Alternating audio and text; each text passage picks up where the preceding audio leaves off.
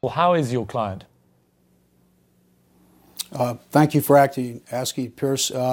She's doing very well. She's actually a remarkable young lady and a very strong family.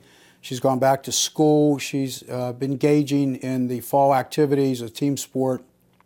And just today, we just learned that she was actually given an award for some honors for her academics.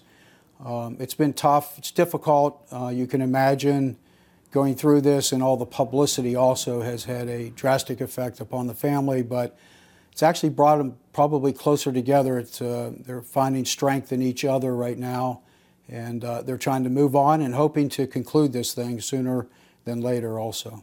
Does she really know what happened to her? Well, that's the case. She was unconscious that particular evening, and it's not the young victim that's pointing the finger. What happened was, through the actions of various individuals, including the defendants and other individuals that were there through social media, this evidence evolved over a period of a couple days.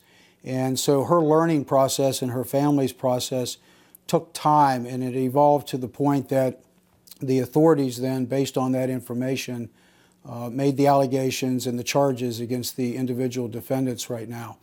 Obviously, the argument coming back is going to be, and has been, that potentially the sexual activity between your client and these accused boys may have been consensual. Is she in any position to determine that either way, do you think? And if not, are there witnesses, do you think, who will be able to? Well, there were already other witnesses that testified at the preliminary, but let me just say this. The allegations are that a young lady was unconscious. There's a picture that most anybody that has read or heard about this particular case has seen. If you look at the picture, there's little doubt that this young lady was unconscious. And I don't care who you are, and I don't care where you are, a person has a right not to have their body invaded by another individual without consent.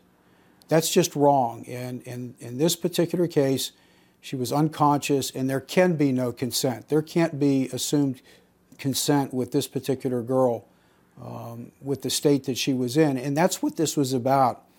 And like I said, and it was through their own actions and through their friends' actions that this was revealed.